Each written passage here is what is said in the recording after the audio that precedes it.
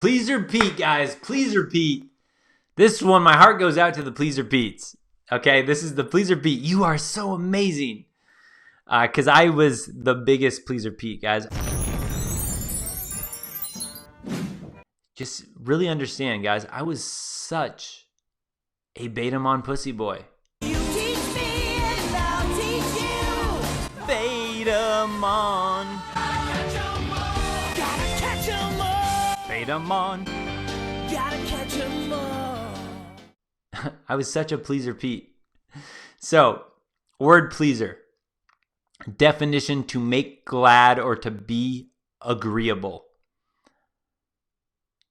In other words, nice guy. Friend zone material, backup option. In case a guy with game breaks her heart and she needs a shoulder to cry on. That's when the pleaser Pete comes in. Symptoms: afraid to say no. Act like a doormat, walked all over by other people. Or you have no confidence in your own opinions. The cure: read about fire, forget, and the principles of texting. That's principle 1, fire and forget. That'll help you with the please repeat. This is where, when I told you guys about the girl I drove over like really late at night just to kill a spider for her, that's like I was a please repeat. I was afraid to say no. I would just do things for women because I was like, oh, I get a chance to be around a woman? Cool, I'll do this even if I don't want to. Sure, yeah, great. The pleaser Pete is by far the most common type of man that has frustrations with women, in my experience. On paper, you do everything right. You want to treat her like a princess. You make her feel special. And you notice her beauty constantly. Oh, you're so beautiful. Oh, you're so amazing. Oh, you look so great. I relate most with this type of man because I had many of these symptoms. A pleaser Pete typically has the hardest time staying out of that dreaded friend zone. Pleaser Petes end up in the friend zone more than any other type. If you're a pleaser Pete, then rejoice. This was very difficult for me to overcome, but when I did, my success skyrocketed with women. This mentality is typically very confusing because on paper, we seem to be the man every woman says they want. We're the man that every woman on female dating strategies says they want, the pleaser Pete, but we just know that's just not true, guys. They don't actually want, they're not attracted to that man. How many times have you heard something along the lines of, all I want is a nice guy. I'm so sick of the douchebags out there. I want a man that treats me like a princess. The problem is nice guys have only a few of the traits that a woman is biologically programmed to want in a man. The douchebag possesses many more traits that she biologically wants, what a woman is actually attracted to rather than what she tells you she's attracted to. However, when the nice guy learns game, he will stand with zero competition against any douchebags. Pleasing Petes are my favorite to help since they are genuinely nice people. They just need a little kick in the pants to man up. It comes from a good place. These are just good human beings not wanting to be a douchebag or a dick to women. And those are my favorite guys to help because they're good people, but they just are playing the game the wrong way. I mean, that's a combo for winning success. When you're actually a good human being, but you know game, then that's actually what people in general want. You're socially calibrated, but you're a good human being. Man, woman, anyone wants to be around a guy like that. So 3 signs of a pleaser Pete. Number 1 here. Are you always asking how she's feeling? Problem. Women want a man to instinctively know how she is feeling by reading her body signals or cues, or again, when we're taking this to texting. Because a lot of the things when I talk about texting, guys, I just break down female nature and attraction with women, but I show you text messages to give you context. So it's not like these things are just what you should be doing in your texting. It's like these are just things that naturally work with women. But typically when I show texting, I could just show you an actual example. Okay, when this situation happens, here's how I responded. Here's why I responded, because women are like this, and here's how you should respond because you're a high status man. So it's not always that this is just in texting you should do this, but typically a pleaser Pete is always asking, hey, how are you doing? How are you feeling? Are you doing okay? How's your day? In texting, you'll see this one. How's your day going? How are you feeling? Are you doing okay? Okay, a guy that always checks in. He's always trying to please her. I know it doesn't seem fair, but it's easier than you think. If you constantly ask her, how are you feeling? It shows a lack of confidence in your own ability to read her signs she sends you. The men that understand a woman can tell when she is upset. They don't need to ask. Now, this whole thing goes completely with texting. One of my favorite things, a guy that I just talked to yesterday, did a coaching call with, and I don't know, 4 months ago or something, he would bring up texting conversations, or he would bring up online dating conversations. And I would have to break down to him, okay, when she sent that, how do you think she's feeling? And he wasn't really sure. He wasn't looking at texting on this deeper level. So I would have to break down all these things for him, the sub-communication going on in the texting. However, nowadays, fast forward to like just yesterday, and we chat, and he can, he'll send me, okay, she sent me this. And before I can even say anything, he just goes, and the way she said that, I knew that what she was actually trying to say was blah, blah, blah. So he started to be able to read her underlying energy. He read her underlying patterns in her texting conversations. This is something that most women can do with men. This is why when guys say texting is stupid, don't text women, you're just supposed to meet them on dates. Well, women look at how you text them to figure out what type of man you are, because it's just a form of communication. So now that he's able to read all these things, he's able to figure out exactly how a woman feels about him without needing to ask her, without him needing to ask me. He's able to now actually look at a text or an online dating conversation. He's able to break apart what she said and why she said that, what she actually means behind what she said. He's able to actually read how she's feeling, so he doesn't need to check in with her and ask her. He can tell by how she responds. Same with guys that are good with women in person. Guys can tell by the way a woman backs off with her body, by the way she moves her hair or closes her body up. Guys that have been around women a lot, guys can tell everything about it by reading her body language, by reading her voice tonality, by reading the way that she plays with her hair or doesn't play with her hair. So those guys, they can tell how a woman is feeling strictly by her body language. They never need to ask. The Chad and Tyrones never need to go, hey, how are you feeling right now? Because they can read that from her body language. They can pick up on that because they've learned to read under the iceberg. They've learned to look, under the radar and really see what's actually going on. So if you're a guy that's always going, hey, how are you doing? How are you feeling? Hey, do you want my coat? Okay, stuff like that. Do you want my coat? Even something as simple as that. A girl's cold. Do you want my coat? Okay. Again, I still am at the belief that I still was raised to be a gentleman in that sense. So if I'm a man and I'm bigger and I can withstand cold more than a woman, just how I am, if I'm with a girl and I see that she's shivering, if I see that she's kind of closing her body because she's cold, I don't ask, hey, do you want my sweatshirt? I literally just go, I just take my sweatshirt and I just go, hey, by the way, I'm kind of warm here. Here, take this. I'm a little, I'm warm. And she takes it and she goes, oh, thank you. She puts it on, right? I don't need to ask her. You just read between the lines. You see it and then you just act accordingly. Now, if it was super cold and I wanted my jacket, if she's cold too, I'm going to keep my jacket then.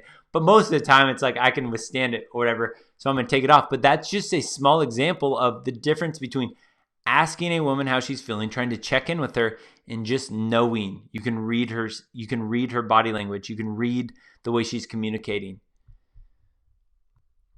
Yeah, her actions almost always will contradict what she says, which is why you read her actions. That's really how it is. Are you always asking how she's feeling? It's like, read her actions. Learn about that. And then if you don't know how to read body language, you can read a bunch of books that will teach you about body language.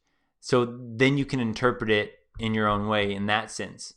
Number 2, for please repeat. Do you say yes to requests just because you don't want to upset her? Problem. This comes off as very desperate. It is nice to say yes and to make her feel good, but it is not attractive. She will see you as a great friend that she can always turn to, therefore placing you in the friend zone. Say yes when you want to, not because you are worried what she will think if you were to say no.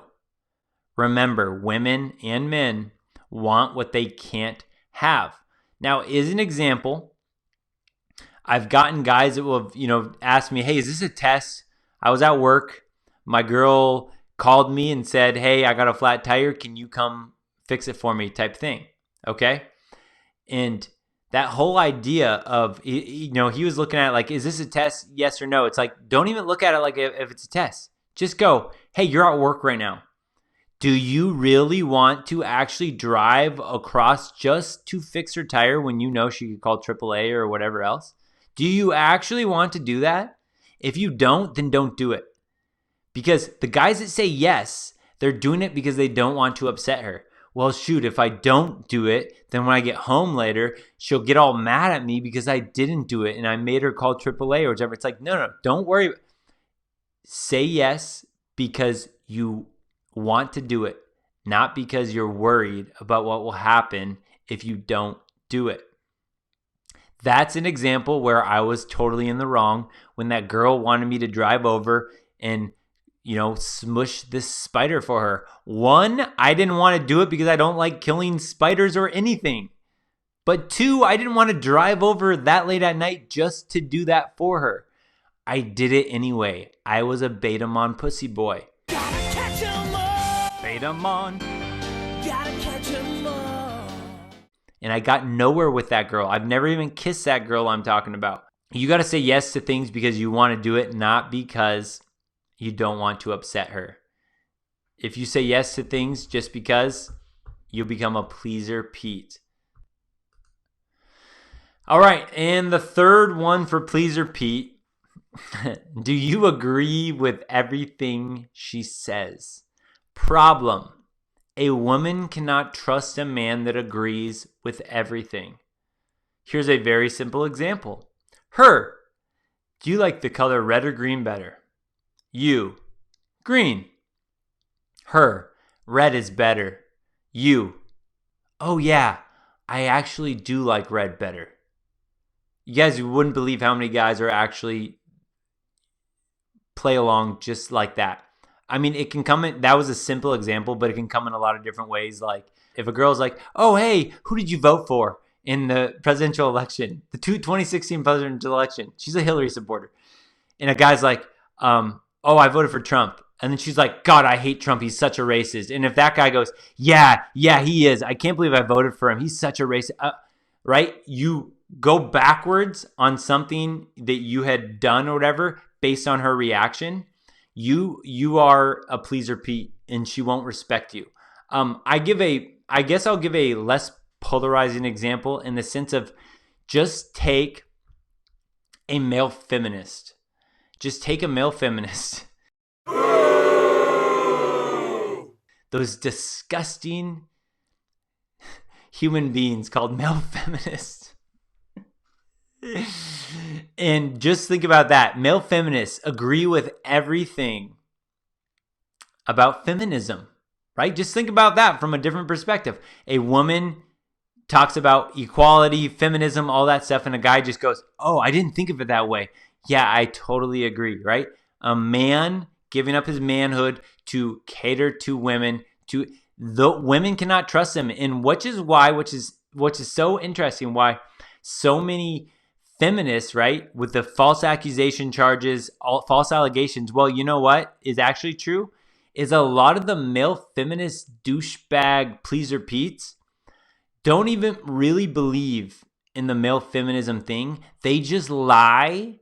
They do whatever they can to get in a woman's pants. They think that that's what she wants to hear. Male feminists are the worst. I hope, which most women won't agree. I mean, they won't publicly agree, but that is something that all men and women should agree on. Male feminists are the worst. They just have you can't trust a male feminist. I can't trust a male feminist. As a man, for a male feminist, I cannot trust a male feminist.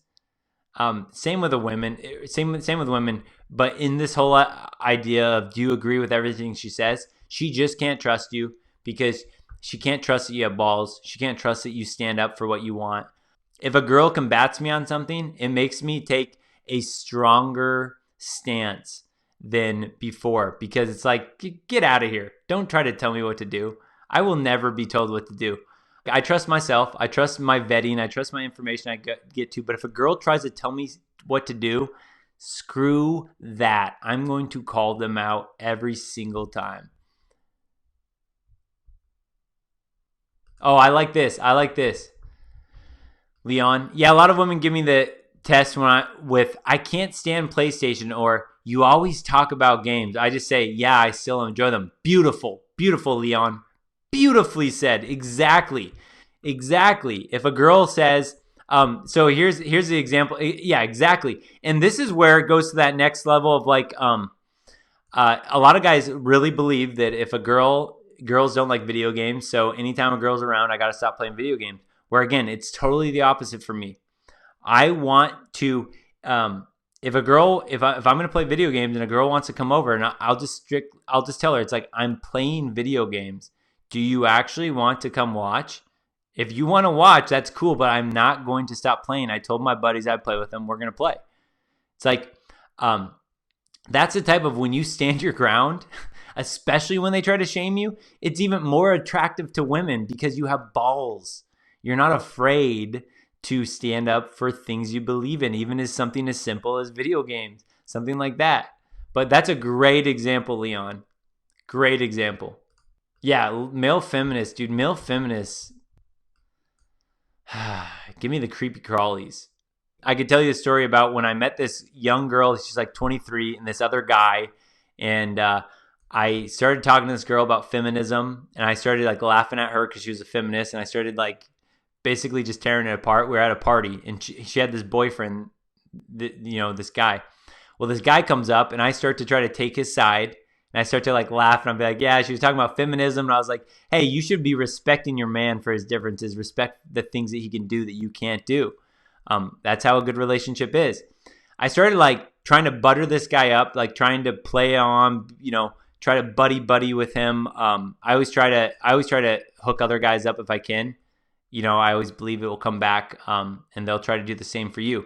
Well, this douchebag male feminist started taking her side, and he like looked at me. He's like, I really think you should really look into, feminism more. I think that it's important for men to support women like that. It's like, dude, this guy, I had zero respect for this guy after. I was trying to help him out. He was just a little pussy boy. And guys, I promise you, the rest of the night, that girl who was his girlfriend, the rest of the night we're playing drinking games. She was like cheering for me. She was giving me looks, and I've done this for a lot. I don't think every woman does this for me, but I've done this so long that I know when women are after that conversation about male feminism, where I stood up for thinking feminism was stupid, especially male feminism, and her boyfriend comes in and sticks up for male feminists, I saw her attraction drop for this guy completely the rest of the night, because he has no balls. He just does what she says. Male feminists. Ugh.